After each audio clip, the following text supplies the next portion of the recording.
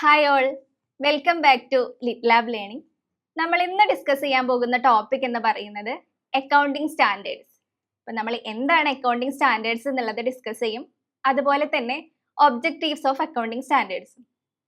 ഒരു first of all ഒരു introduction കൊടുക്കുകയാണെന്നുണ്ടെങ്കിൽ, അതായത് അക്കൗണ്ടിങ് സ്റ്റാൻഡേർഡ്സിന് ഒരു ഇൻട്രൊഡക്ഷൻ. ഇതിൽ വരുന്നതാണല്ലേ അക്കൗണ്ടിങ്. എന്താണ് അക്കൗണ്ടിങ്? നമ്മൾ +1 ക്ലാസ് മുതലേ പഠിച്ചിട്ടുള്ളതാണ്. അക്കൗണ്ടിങ് എന്താണ് നമ്മൾ പഠിച്ചിട്ടുണ്ട്, അതിൻ്റെ ഒരു ഡെഫിനിഷൻ ഒക്കെ നമ്മൾ പഠിച്ചിട്ടുണ്ട്.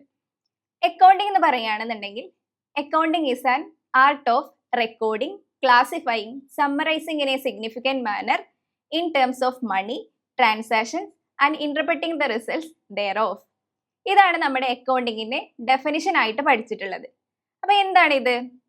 ഒരു ബിസിനസിനെ സംബന്ധിച്ചിടത്തോളം അക്കൗണ്ടിങ് എന്ന് പറയുന്നത് ആ ബിസിനസിന്റെ ലാംഗ്വേജിനെയാണ് നമ്മൾ എന്തെന്ന് പറയുന്നത്? അക്കൗണ്ടിങ് എന്ന് പറയുന്നത്. അപ്പൊ നമുക്കറിയാം, എല്ലാ ലാംഗ്വേജിനും, അതായത് എക്സാമ്പിൾ ആയിട്ട് മലയാളം ഒരു ലാംഗ്വേജ് ആണ്, അതുപോലെ തന്നെ ഇംഗ്ലീഷ് ഒരു ലാംഗ്വേജ് ആണ്. ഇതിനൊക്കെ ഈ ഓരോ ലാംഗ്വേജുകളും നമ്മൾ പ്രസന്റ് ചെയ്യുന്ന സമയത്ത് അതിനോരോ റൂൾസ് ആൻഡ് റെഗുലേഷൻസ് ഉണ്ട്. അതായത് ഇംഗ്ലീഷ് ഗ്രാമർ ഉണ്ടല്ലേ, അതുപോലെ തന്നെ മലയാളം ഗ്രാമറും ഉണ്ട്. അതുകൊണ്ട് തന്നെ ഓരോ വിഷയങ്ങളും അല്ലെങ്കിൽ ഓരോ സബ്ജക്റ്റും നമ്മൾ എങ്ങനെയാണ് ഇന്റർപ്രറ്റ് ചെയ്യുന്നത്? അതിന്റെ ലാംഗ്വേജ് വെച്ചിട്ട്, അല്ലെങ്കിൽ ആ ലാംഗ്വേജിന്റെ റൂൾസ് ആൻഡ് റെഗുലേഷൻസ് വെച്ചിട്ടാണ് നമ്മൾ ഇന്റർപ്രറ്റ് ചെയ്യുന്നത് അല്ലെങ്കിൽ പ്രസന്റ് ചെയ്യുന്നത്. അതുപോലെ തന്നെ ഈ ബിസിനസിന്റെ ഒരു ലാംഗ്വേജ് ആണ് നമ്മൾ എന്തെന്ന് പറയുന്നത്? അക്കൗണ്ടിങ് എന്ന് പറയുന്നത്. അപ്പോൾ അക്കൗണ്ടിങ്ങിനും ഇതുപോലത്തെ റൂൾസ് ആൻഡ് റെഗുലേഷൻസ് ഉണ്ട്. അതായത് അക്കൗണ്ടിങ് ട്രാൻസാക്ഷൻസ് ഏതൊക്കെ രീതിയിലാണ് പ്രസന്റ് ചെയ്യേണ്ടത്, അല്ലെങ്കിൽ ഏതൊക്കെ രീതിയിലാണ് അത് ഇന്റർപ്രറ്റ് ചെയ്യേണ്ടത്, അതിന് കുറച്ച് റൂൾസ് ആൻഡ് റെഗുലേഷൻസ് ഉണ്ട്. ഇതിനെയാണ് നമ്മൾ എന്തെന്ന് പറയുന്നത്? അക്കൗണ്ടിങ് സ്റ്റാൻഡേർഡ്സ് എന്ന് പറയുന്നത്. അപ്പൊ സിമ്പിൾ ആയിട്ട് അക്കൗണ്ടിങ് എന്ന് പറഞ്ഞാൽ എന്താണ്? It is the language of business. Accounting standards എന്ന് പറയുമ്പോഴോ, ഈ അക്കൗണ്ടിങ് ഏതൊക്കെ രീതിയിലാണ് നമ്മൾ പ്രസന്റ് ചെയ്യേണ്ടത്, അല്ലെങ്കിൽ അക്കൗണ്ടിങ്ങിന്റെ റൂൾസ് ആൻഡ് റെഗുലേഷൻസിനെയാണ് നമ്മൾ എന്തെന്ന് പറയുന്നത്? അക്കൗണ്ടിങ് സ്റ്റാൻഡേർഡ്സ് എന്ന് പറയുന്നത്. ദെൻ നമുക്ക് അതിന്റെ മീനിങ്ങിലോട്ട് പോവാം. These are written statement issued from time to time by professional accounting bodies such as institute of chartered accountants, certified public accountants or institutions etcetera. എന്താണ് പറഞ്ഞിട്ടുള്ളത്? These are written statement. എന്താണ് accounting standard എന്ന് പറയുന്നത്? ഇതൊരു written statement ആണ്. Issued from time to time by professional accounting bodies. അപ്പൊ ഈ written statement ആരാണ് ഇഷ്യൂ ചെയ്തിട്ടുള്ളത്? പ്രൊഫഷണൽ ബോഡീസ് ആയ institute of chartered accountants, certified public accountants or institutions. അപ്പോൾ ഇത്തരത്തിലുള്ള സർട്ടിഫൈഡ് അക്കൗണ്ടിംഗ് ബോഡീസ് ആയിട്ടുള്ള, പ്രൊഫഷണൽ അക്കൗണ്ടിംഗ് ബോഡീസ് ആയിട്ടുള്ള ഇൻസ്റ്റിറ്റ്യൂട്ട് ഓഫ് ചാർട്ടേഡ് അക്കൗണ്ടൻസ്, അതുപോലെ തന്നെ certified public accountants or institutions issue ചെയ്തിട്ടുള്ള റിട്ടൺ സ്റ്റേറ്റ്മെന്റിനെയാണ് നമ്മൾ എന്തെന്ന് പറയുന്നത്? അക്കൗണ്ടിങ് സ്റ്റാൻഡേർഡ്സ് എന്ന് പറയുന്നത്. ദെൻ ഇതിൽ എന്തൊക്കെയാണ്, ഈ അക്കൗണ്ടിങ് സ്റ്റാൻഡേർഡ്സിൽ എന്തൊക്കെ ഇൻക്ലൂഡ് ചെയ്തിട്ടുണ്ട് എന്നുള്ളതാണ് അടുത്തതായിട്ട് പറയുന്നത്.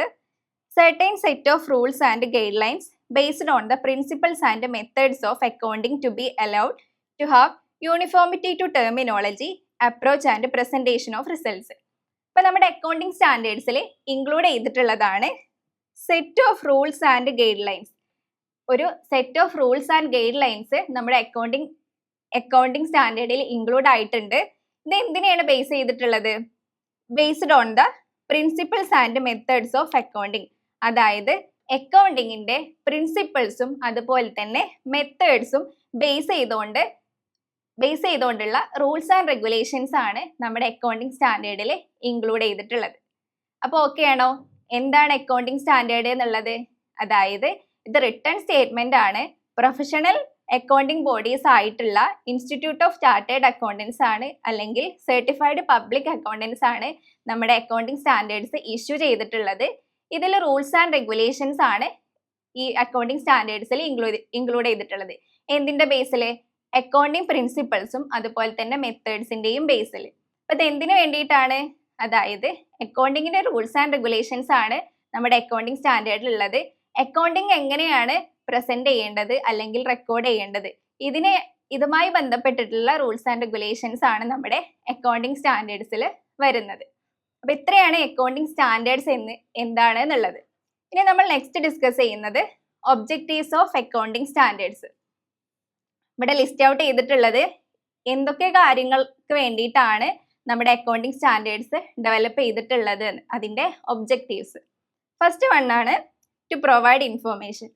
അതായത് അക്കൗണ്ടിങ് സ്റ്റാൻഡേർഡ്സിന്റെ ഫസ്റ്റ് ഒബ്ജക്റ്റീവ് എന്ന് പറയുന്നത് to provide information to users. അതായത് അക്കൗണ്ടിങ് യൂസ് ചെയ്യുന്ന ആളുകൾക്ക് കറക്റ്റ് ആയിട്ടുള്ള ഇൻഫോർമേഷൻ പ്രൊവൈഡ് ചെയ്യുക. അതായത് ഏതൊക്കെ രീതിയിലാണ് നമ്മൾ നടത്തുന്ന അല്ലെങ്കിൽ റെക്കോർഡ് ചെയ്യുന്ന ട്രാൻസാക്ഷൻസ് റെക്കോർഡ് ചെയ്യേണ്ടത് അല്ലെങ്കിൽ പ്രസന്റ് ചെയ്യേണ്ടത്, ഇതുമായി ബന്ധപ്പെട്ടിട്ടുള്ള ഗൈഡ് ലൈൻസും അതുപോലെ തന്നെ റൂൾസ് ആൻഡ് റെഗുലേഷൻസും ഒക്കെ യൂസേഴ്സിന് പ്രൊവൈഡ് ചെയ്യുക എന്നുള്ളതാണ് ഫസ്റ്റ് ഒബ്ജക്റ്റീവ് ആയിട്ട് പറയുന്നത്, to provide information to users. Then second objective എന്താണ് പറയുന്നത്? To harmonise different accounting processes. അതായത് ഡിഫറെന്റ് ആയിട്ടുള്ള അക്കൗണ്ടിങ് പ്രോസസ്സുകളെ ഹാർമോണൈസ് ചെയ്യുക എന്നുള്ളതും നമ്മുടെ അക്കൗണ്ടിങ് സ്റ്റാൻഡേർഡിന്റെ മെയിൻ ആയിട്ടുള്ള ഒബ്ജക്റ്റീവാണ്. അതായത് ഇപ്പോൾ ഒരു യൂണിഫോമിറ്റി കൊണ്ടുവരാൻ വേണ്ടിയിട്ടാണ് നമ്മുടെ അക്കൗണ്ടിങ് സ്റ്റാൻഡേർഡ് ഡെവലപ്പ് ചെയ്തിട്ടുള്ളത്. അതായത് ഡിഫറെന്റ് ആയിട്ട് ഓരോ ഓർഗനൈസേഷനും അവരുടെ ഫിനാൻഷ്യൽ സ്റ്റേറ്റ്മെന്റ്സിൽ ഡിഫറെന്റ് ആയിട്ടാണ് ട്രാൻസാക്ഷൻസ് റെക്കോർഡ് ചെയ്യുന്നതെന്നുണ്ടെങ്കിൽ അത് നമുക്ക് ബുദ്ധിമുട്ടായിരിക്കും മനസ്സിലാക്കാൻ വേണ്ടിയിട്ട്. അതുകൊണ്ട് തന്നെ ഡിഫറെന്റ് ആയിട്ടുള്ള അക്കൗണ്ടിങ് പ്രോസസ്സുകളെ ഹാർമോണൈസ് ചെയ്യുക എന്നുള്ളതും നമ്മുടെ അക്കൗണ്ടിങ് സ്റ്റാൻഡേർഡിന്റെ മെയിൻ ആയിട്ടുള്ള ഒബ്ജക്റ്റീവാണ്.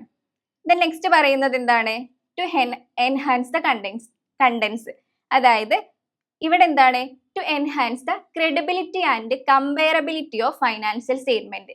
അതായത് നമ്മൾ പറഞ്ഞു, രണ്ട് ഫൈനാൻഷ്യൽ സ്റ്റേറ്റ്മെന്റുകൾ തമ്മിൽ കമ്പയർ ചെയ്യണം എന്നുണ്ടെങ്കിൽ ഈ ഒരു അക്കൗണ്ടിങ് സ്റ്റാൻഡേർഡ് ആണെന്നുണ്ടെങ്കിൽ അത് നമുക്ക് ഈസി ആയിട്ട് കമ്പയർ ചെയ്യാൻ വേണ്ടിയിട്ട് പറ്റും.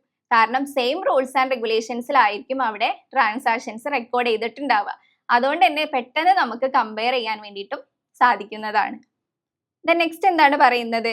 To communicate uniform rules. അതായത് ഓരോ അക്കൗണ്ടിങ് അല്ലെങ്കിൽ ഓരോ ഫൈനാൻഷ്യൽ സ്റ്റേറ്റ്മെന്റിലും യൂണിഫോം ആയിട്ടുള്ള റൂളിലായിരിക്കും ട്രാൻസാക്ഷൻസ് റെക്കോർഡ് ചെയ്തിട്ടുണ്ടാവുക നമ്മുടെ അക്കൗണ്ടിങ് സ്റ്റാൻഡേർഡ് പ്രകാരം. അതുകൊണ്ട് തന്നെ യൂണിഫോം റൂൾസിൽ കമ്മ്യൂണിക്കേറ്റ് ചെയ്യാൻ വേണ്ടിയിട്ട് സാധിക്കും. Then to facilitate comparison facilitate ചെയ്യും. ഈ അക്കൗണ്ടിങ് സ്റ്റാൻഡേർഡ് ആണെന്നുണ്ടെങ്കിൽ രണ്ട് ഫൈനാൻഷ്യൽ സ്റ്റേറ്റ്മെന്റുകൾ തമ്മിൽ കമ്പയർ ചെയ്യണമെന്നുണ്ടെങ്കിൽ അവിടെ സെയിം രീതിയിലുള്ള റൂൾസ് ആൻഡ് റെഗുലേഷൻസിലാണ് ട്രാൻസാക്ഷൻസ് റെക്കോർഡ് ചെയ്തത് എന്നുള്ളത് കൊണ്ട് തന്നെ അവിടെ കമ്പാരിസൺ നമുക്ക് ഫെസിലിറ്റേറ്റ് ചെയ്യാൻ വേണ്ടിയിട്ട് പറ്റും. ദെൻ നെക്സ്റ്റ് എന്താണ് പറയുന്നത്? To improve the quality of financial statement. അപ്പൊ ഇത്തരത്തിൽ യൂണിഫോം ആയിട്ടുള്ള റൂൾസ് ആൻഡ് റെഗുലേഷൻസ് യൂസ് ചെയ്തുകൊണ്ട് നമ്മൾ ട്രാൻസാക്ഷൻസ് റെക്കോർഡ് ചെയ്തുകൊണ്ട് തന്നെ ഫൈനാൻഷ്യൽ സ്റ്റേറ്റ്മെന്റിന്റെ ക്വാളിറ്റി നമുക്ക് ഇൻക്രീസ് ചെയ്യാൻ വേണ്ടിയിട്ട് പറ്റും. അതെങ്ങനെയാണ് വരുന്നത്? നമുക്ക് ഫൈനാൻഷ്യൽ സ്റ്റേറ്റ്മെന്റിൽ നിന്നും ഈസി ആയിട്ട് അല്ലെങ്കിൽ പെട്ടെന്ന് തന്നെ ഇൻഫോർമേഷൻസ് മനസ്സിലാക്കാൻ വേണ്ടിയിട്ട് പറ്റും. അതുകൊണ്ട് തന്നെ ഫൈനാൻഷ്യൽ സ്റ്റേറ്റ്മെന്റിന്റെ ക്വാളിറ്റി അവിടെ ഇംപ്രൂവ് ചെയ്യാണ് ചെയ്യുന്നത്. അപ്പൊ ഇത്രയാണ് അക്കൗണ്ടിങ് സ്റ്റാൻഡേർഡ്സിന്റെ ഒബ്ജക്റ്റീവ്സ് പറയുന്നത്. എന്തൊക്കെയായിരുന്നു? To provide information to users, then to harmonise different accounting processes, to enhance the contents, അതായത് to enhance the credibility and comparability of financial statements, then to communicate uniform rules, to facilitate comparison, to improve the quality of financial statement. Next നമ്മൾ ഇവിടെ list out ചെയ്തിട്ടുള്ളത് കുറച്ച് accounting standards ആണ്. അതായത് important ആയിട്ടുള്ള ഒരുപാട് accounting standards ഉണ്ട്. ഇതിൽ ഇൻക്ലൂഡ് ചെയ്തിട്ടുള്ളത് ഇമ്പോർട്ടൻ്റ് ആയിട്ടുള്ള കുറച്ച് അക്കൗണ്ടിങ് സ്റ്റാൻഡേർഡ്സ് ആണ് ലിസ്റ്റ് ഔട്ട് ചെയ്തിട്ടുള്ളത്. അത് ഏതൊക്കെയാണെന്നുള്ളത് നോക്കാം. AS1 എന്നുള്ളത് അക്കൗണ്ടിങ് സ്റ്റാൻഡേർഡ് എന്നാട്ടോ എക്സ്പാൻഷൻ. അക്കൗണ്ടിങ് സ്റ്റാൻഡേർഡ് 1 എന്താണ് പറയുന്നത്? Disclosure of accounting policies. അതായത് പ്രസന്റേഷൻ ഓഫ് ഫൈനാൻഷ്യൽ സ്റ്റേറ്റ്മെന്റ്സ് ഒക്കെ ഈ അക്കൗണ്ടിങ് സ്റ്റാൻഡേർഡ് 1 ഇൻക്ലൂഡ് ചെയ്യുന്നത്. ദെൻ AS2 അതായത് accounting standard 2 valuation of inventories. Then AS3 എന്താണ്? Cash flow statements. പിന്നെ വരുന്നത് AS12 accounting of government grants.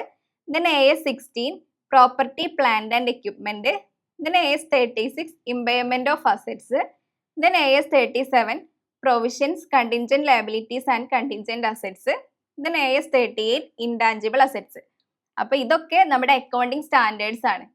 അപ്പോൾ നമ്മൾ ഈ ഒരു വീഡിയോയിൽ ഡിസ്കസ് ചെയ്തത് എന്താണ് അക്കൗണ്ടിങ് സ്റ്റാൻഡേർഡ്സ് എന്ന് പറഞ്ഞു, അതിന്റെ മെയിൻ ആയിട്ടുള്ള ഒബ്ജക്റ്റീവ് പറഞ്ഞു. എന്തായിരുന്നു അക്കൗണ്ടിങ് സ്റ്റാൻഡേർഡ് എന്ന് പറയുന്നത്?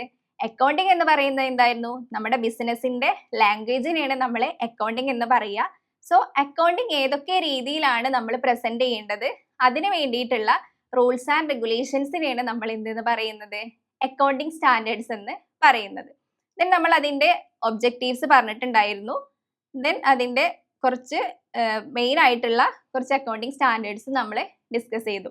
ഇതെല്ലാവർക്കും ഓക്കെ ആണെന്ന് എക്സ്പെക്ട് ചെയ്യാണ്. അപ്പോൾ ഈ ഒരു വീഡിയോയിൽ ഇത്രയും കാര്യങ്ങളേ ഉള്ളൂ. Thank you.